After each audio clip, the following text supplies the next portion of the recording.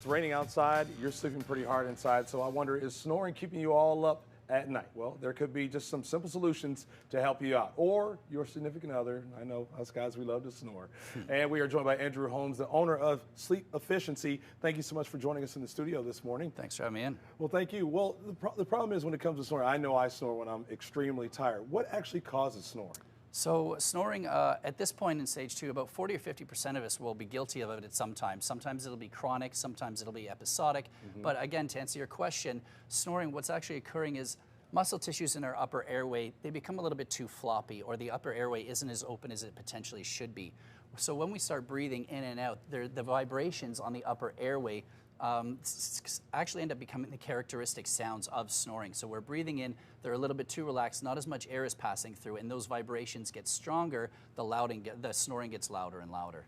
Now, what I'm hearing from you before we came on, a huge percentage of us are snoring now, correct? Correct, yeah, up to 50%. Males are a lot more prevalent, or they're a lot more reported to be snoring. It is possible for women to snore as well, and there's lots that are doing it. And there's a variety of different factors that are contributing to that. Okay, so you're here this morning to show us how to put snoring to sleep. So you have some tips for us. Yeah, so first one we got up on the screen here is keeping a sleep diary. So sleep diaries are great for tracking all different types of sleep hygiene. But as it pertains to snoring, you know, documenting maybe what we had to eat that day, what time we went to bed, what position we were sleeping in, obviously maybe what time the snoring started, and having a partner would be obviously helpful in some of these certain circumstances. You might need assistance because sometimes you don't know. Absolutely, yeah.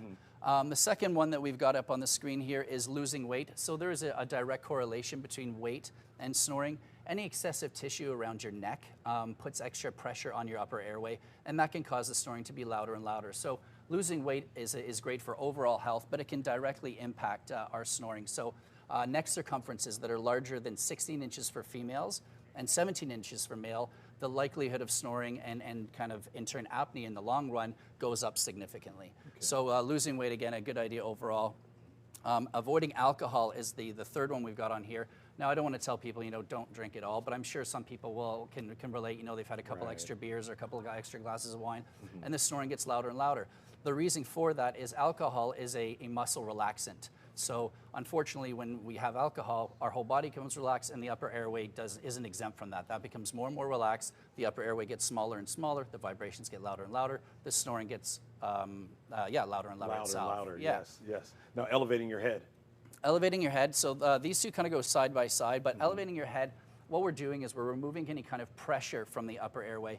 And you might think to yourself, well, I don't want to elevate my head too much with pillows, because then you might actually put a kink in your neck, and that could be quite painful. So what you're actually looking to do is to elevate the whole upper half of your body. And again, you don't want to go and buy like a multi-$1,000 bed. That might be too expensive, but there's ways that you can almost kind of MacGyver it, to drop like an 80s reference. If you can kind of put some blocks underneath your mattress, or even some 2x4s, you can kind of get that upper part of your body to a 45-degree angle that would help significantly. Okay, so sleep on your side, elevate your head, work together. Now, let's say none of these tips work. What do you do then? Well, as I said, snoring can be kind of episodic, and if we start to, look at all of these different things, I guarantee you can make the snoring reduce. It can be less and less. But chronic snoring can be a condition or a symptom of sleep apnea. Now, sleep apnea is obviously a lot more serious. It's pauses in your breathing.